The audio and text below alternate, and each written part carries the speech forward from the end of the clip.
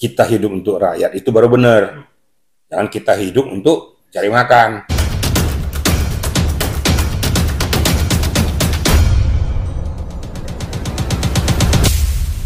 Kabinet Merah Putih masa jabatan 2024-2029 telah resmi dilantik oleh Presiden Prabowo Subianto di Istana Negara, Jakarta, Senin 21 Oktober 2024. Yang menarik dari pelantikan tersebut, dari 48 menteri beserta wakil menteri, terdapat 6 sosok yang berasal dari wartawan maupun jurnalis.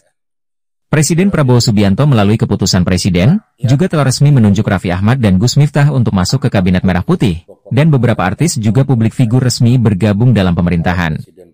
Di sisi lain, melalui Kepala Kantor Komunikasi Kepresidenan, Hasan Nasbi berujar, Presiden Prabowo Subianto akan menggembleng para menteri dan pembantunya, selama di Akademi Militer, Magelang, Jawa Tengah. Meski begitu, Hasan mengingatkan supaya para anggota Kabinet Merah Putih tak takut dengan kegiatan ini.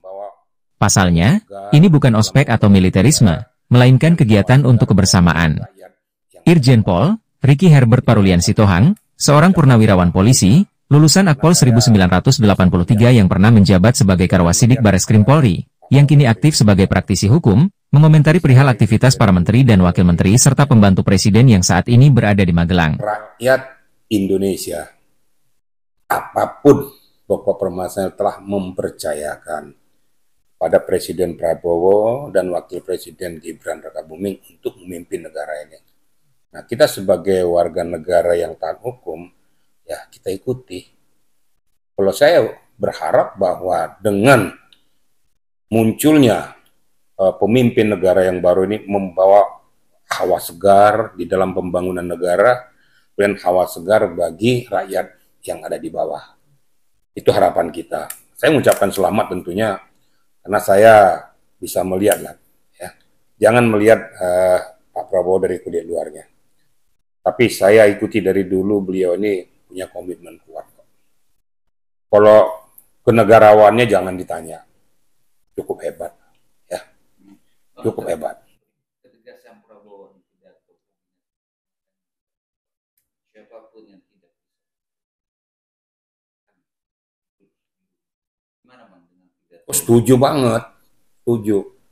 Nah, dan saya yakin akan dibuktikan sama beliau, akan dibuktikan. Ini beliau orang tegas loh, ya. Orang tegas dan tidak terengah-engah. Dia mau mencari apa sih di Republik ini? Kan gitu. Dia sudah cukup kenyang lah untuk menggawangi Republik Indonesia ini. Jadi dia nggak cari apa-apa di penghujung dalam kehidupannya sebagai presiden. Saya yakin akan memberikan yang terbaik. Dan pasti akan dibuktikan bagi pembantu-pembantunya yang tidak bisa bekerja dengan baik atau bahkan menyimpang daripada apa yang diharapkan oleh beliau, pasti akan diamputasi. Saya yakin itu. Lihat saja. Coba ya, jangan sepintas kita lihat seperti di Magelang nih ya. Di Magelang dikumpulkan, kadang-kadang orang, loh, kok menteri-menteri kok seperti dilatih militer? Kok bagaimana? Pasti banyak bertanya seperti itu. Pasti tuh bertanya gitu. Pesawat Hercules. Tapi petik esensinya.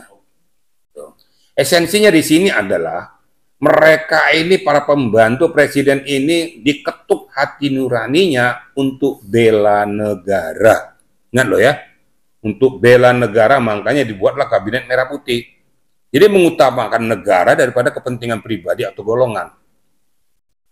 Betul-betul saya lihat ini sekarang ini kebinekaan itu dipegang kuat. Ya. Nilai Undang-Undang Dasar 1945 dipegang kuat. Makanya mereka digembleng dulu, beginilah kira-kira kawacandra di muka bagi seorang pemimpin untuk bisa nanti memimpin masing-masing di kementeriannya. Disatukan visi misi mereka. Jadi bukan nggak punya arti, Prabowo itu punya arti. Maka saya katakan tadi, jangan lihat pakaian lorengnya, latihan lari-lari, enggak. Kita ambil petik esensi daripada dikumpulkannya mereka. Saya hanya satu melihat itu, bahwa Pak Prabowo mengharapkan pembantunya ini mengutamakan negara daripada kepentingan pribadi. Makanya dikatakan, itulah dikatakan bela negara. Kira-kira gitu. Oke, bicara bela negara, ya kan, kampung kabinet lebih dari 100 kabinet dan juga ada uangnya. Dan di situ adalah salah satu yang selama ini mengikuti Prabowo Mayor khusus staf kabinet sekitar Saya rasa sah-sah saja. Ya, sah-sah saja. Pak Prabowo kan sudah bisa menilai bagaimana ya loyalitas total daripada Mayor Teddy ini. Yang dibutuhkan beliau itu kan loyalitas total. Ada nilai-nilai keprajuritan ya. Kita dulu waktu saya bergabung di AKABRI dulu, nilai-nilai keprajuritan Sabta Marga dan Sumpah Prajurit. Dia pegang tubuh. Patuh dan taat kepada pimpinan atau atasan. Dan itu sudah ditunjukkan oleh Mayor Teddy. Saya melihat sepintas. Kalau orang melihat kok seperti itu sih Mayor Teddy, enggak. Itu salah menilai. Tapi dia harus melakukan verifikasi kepada orang-orang yang mendekat kepada pimpinannya.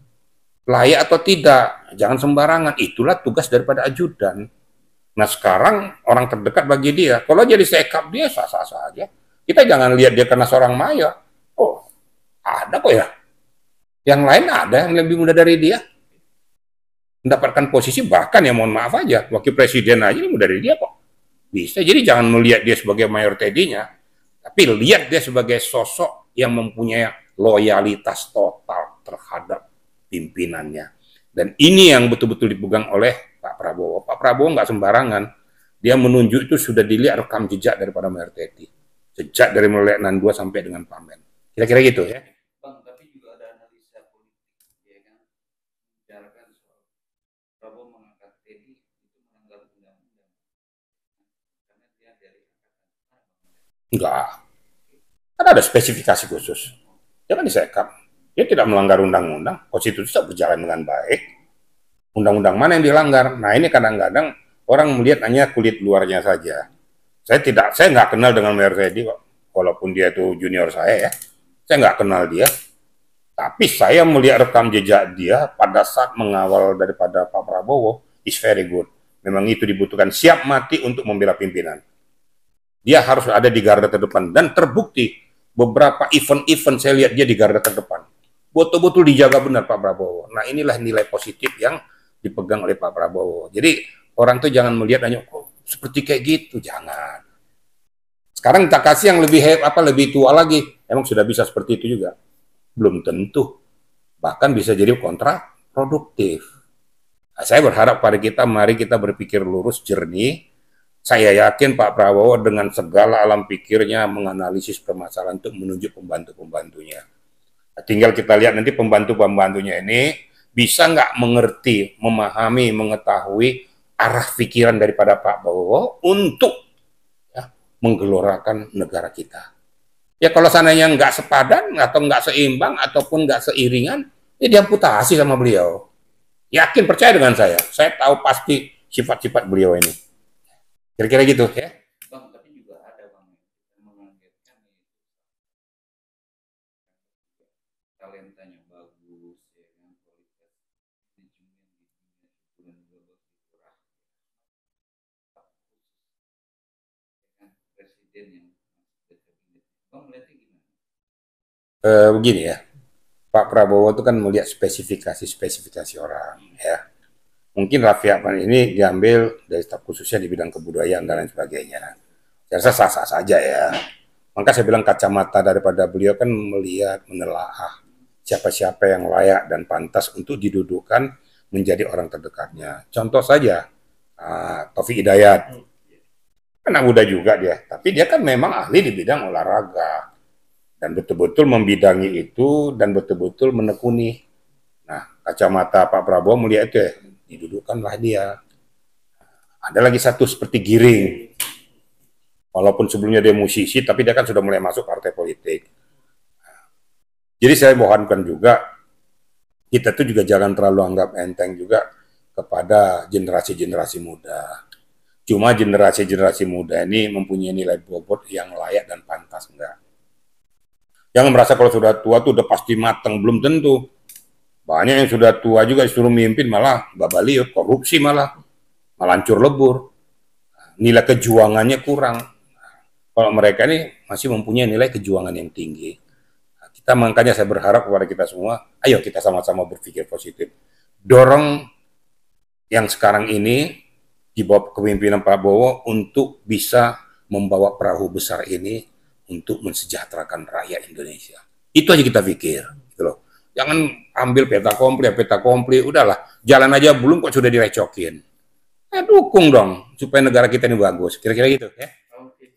Bang, satu lagi Bang, tadi di kalangan artis ya Bang, terus di kabinet Prabowo juga ada 6 ex wartawan, menurut Abang seperti apa?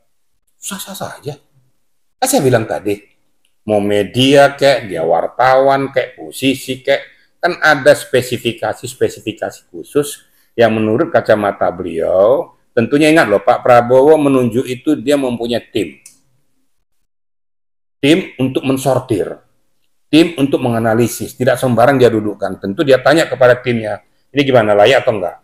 Nah, ternyata berdasarkan hasil rapat analisis internal daripada kepresidenan menyatakan layak. Ya layak aja, emang kalau wartawan nggak boleh jadi menteri? Ya boleh, siapa aja kan boleh. Kalau memang punya dia kemampuannya, knowledge-nya bagus, kenapa tidak? Ingat nggak ada Malik? Bisa kok jadi wakil presiden, kenapa tidak? Setiap pekerjaan kita mempunyai spesifikasi yang bisa kita munculkan ke permukaan, gitu kira-kira. Ya. Oh, tepat sekali. Kita hidup untuk rakyat, itu baru benar. Jangan kita hidup untuk cari makan, untuk diri sendiri dan keluarga. Nah ini yang rusak ini kan. Kalau sudah terjadi untuk diri sendiri dan keluarga, yaitu nepotisme. Kalau sudah nepotisme, tidak akan ada yang benar. Karena sudah ada ketergantungan satu dan lain. Saya salut loh dengan beliau. Saya mohon maaf sebelumnya, saya salut dengan beliau. Ada loh Hashim Joyo Hadikusumo, adiknya loh. Dia tidak tunjuk. Kenapa? Supaya tidak direcokin dia memimpin negara ini. Jadi tidak ketergantungan. Mendingan dia jadi sebagai penasehat saja. Untuk bisa memberikan atau meneropong apa-apa yang dilakukan oleh pembantu-pembantunya. Dia memberikan masukan-masukan guidance. Salut. Ya mudah-mudahan lah. Jadi jangan lihat Pak Prabowo dengan gebrakannya, dengan ketegasannya, namanya dia prajurit Kopassus gimana? Dari dulu dilahirkan kayak gitu. Tapi lihat hasilnya, itu yang perlu. Kira-kira itu ya.